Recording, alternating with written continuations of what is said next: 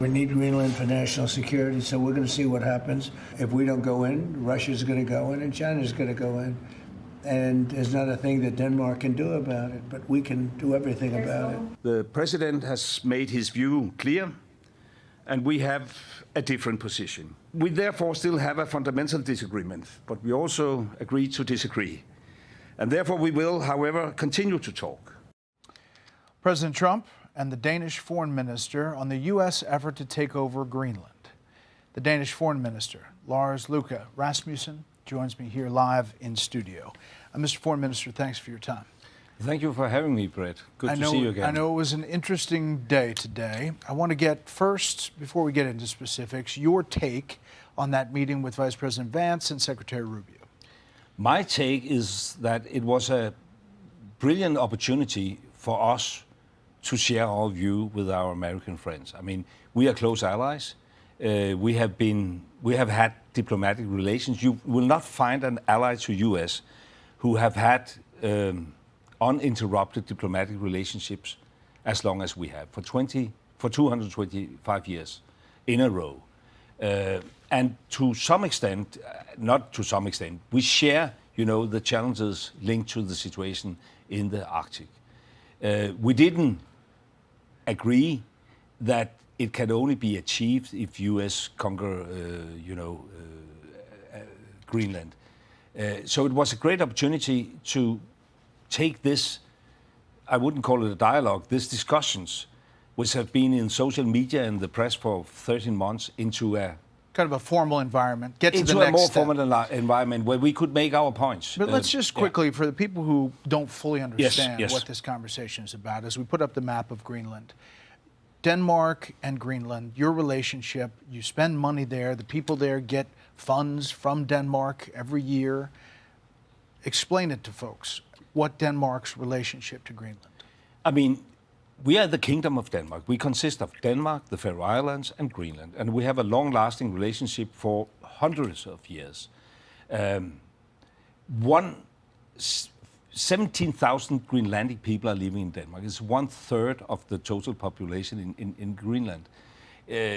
More than 1 out of 10 people in Greenland are Danes, so we are totally integrated. We share a history. And last night, the premier in Greenland made it crystal clear that even though, in a very long-term perspective, and I think that goes for all people across the world, they want some kind of independence. Right now, and for foreseeable future, they want to be a part of the Kingdom of Denmark. So here's the president's, the Truth Social he put out, NATO, tell Denmark to get them out of here. He's talking about China and Russia. Now, 2 dog sleds won't do it. Only the USA can. Danish intel warned last year that Russian and Chinese military goals toward Greenland and the Arctic. Then the White House put out this picture that kind of depicted that, these 2 dog sleds choosing between either Russia, China, or the USA. There is a concern about Russia and China in that area, right? Yeah, and we share that concern. I mean, but we also need to have a facts-based dialogue, and due to at least Danish intelligence, and I don't think your intelligence have a different view on that, we haven't seen a Chinese warship in Greenland for a decade or so. There's absolutely no Chinese investments in Greenland. When I served as Prime Minister, I served Prime Minister twice. We avoided any kind of Chinese investments in infrastructure. 10 years ago, the Road and Belt Initiative, what you have seen in Africa, we avoided all that. We now build new international airports in Greenland. They are funded by Danish money. We had an abandoned American military installation years ago. There was a global tender. I personally intervened in this in order to avoid, any Chinese footprint. So there's absolutely no Chinese footprint in Greenland. But they aspire. Having said that, we can say they aspire. Russia and China aspire. And having said that, I fully share, I know your president very well. I have met him on several occasions. I was among the first European leaders to meet him in his first term. And there's always, a bit of truth in what he's saying. And we definitely share the concern that Arctic is not any longer a low-tension region. And of course, we have to be aware of that. And that's why we have invested almost $15 billion last year in capabilities in Greenland. And that's part of the pitch you made today. The fear, do you believe that the U.S. is going to take over Greenland, either by buying it, in other words, Yes. incentivizing each of the Greenlandian population, which is a population of about 56, 57,000, if they get more money than you're giving them every year, to then have an independence vote, to be independent of you, could it be possible that the U.S. is going to try to do that? It's probably possible that U.S. could try to do it. It's not possible that Greenland will buy into all this. I mean, according to the latest poll in Greenland, only 6% of the Greenlandic population wants to become Americans. Well, you know, I had the Greenland Prime Minister on a year ago. Now he's no longer in office, but he was Greenland Prime Minister at the time. And this is what he said about that. Could you foresee a deal with the U.S.? We don't want to be Danes. We don't even want to be Americans. We want to be Greenlanders, but we know that we have a lot of to cooperate together with, especially with the defense and security. But the last years, we also have a strong partnership between our countries. So I believe we have a lot to cooperate with. So I'm just doing the math here. 56,000, they get $500,000 a person.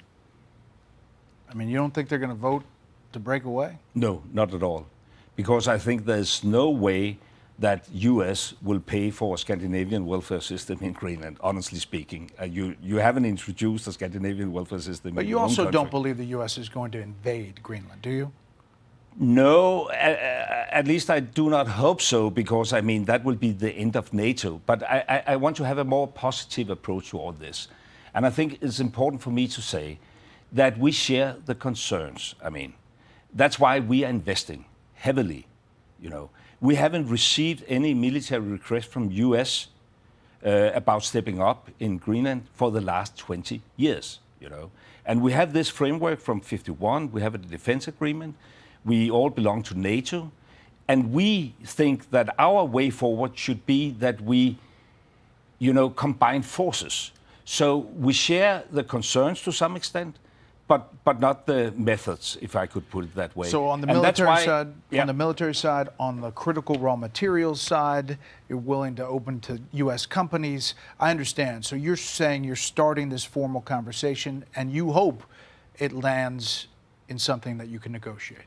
Yeah, that's the outcome of today's meeting. I mean, it's not that I have a position that now the problem is solved.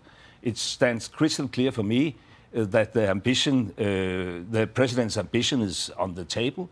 Of course, we have our red lights. I mean, this is 2026. You trade with people, but you don't trade people. And there's a third way forward.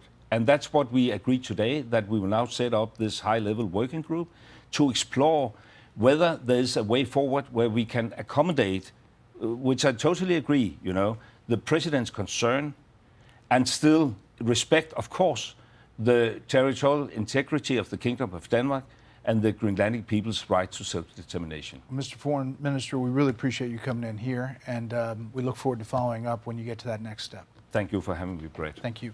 Hey, Sean Hannity here. Hey, click here to subscribe to Fox News YouTube page and catch our hottest interviews and most compelling analysis. You will not get it anywhere else.